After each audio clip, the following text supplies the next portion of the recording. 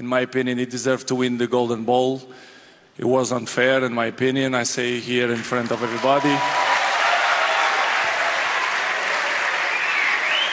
Cristiano রোনালদোর এমন মন্তব্যের সাথে আপনিও হয়তো দ্বিমত পোষণ করবেন না। CR7-এর চোখে ভিনিসিয়াসই ব্যালন ডিওরের যোগ্য।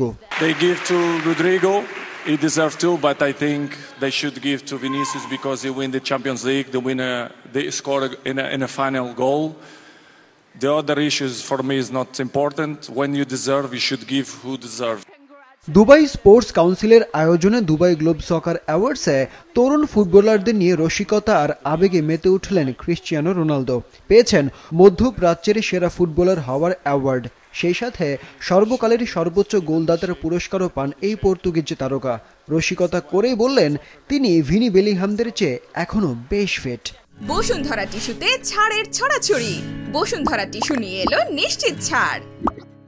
Continue to working hard, but they are not better shape than me. They know that, and it's a pleasure. To be honest, now I was joking, but I really love the way they do their career. Bellingham, Lamine, now this young generation, Vinicius, that they do it a fantastic. Well, I love to compete with the young guys because sometimes they don't respect the old guys, but they should respect because we are there all the time fighting against them in a good way. But it's good. They are our motivation, to be honest. Globe Soccer অ্যাওয়ার্ডেও বাজিমাত করেছে Real Madrid. বর্ষসেরা club নির্বাচিত হয়েছে Spanish দলটা। বর্ষসেরা midfielder Jude Bellingham. আর ফিফার the বেস্টের পর এখানেও ভিনিসিয়াস জুনিয়র জিতেছে বর্ষসেরা পুরস্কার।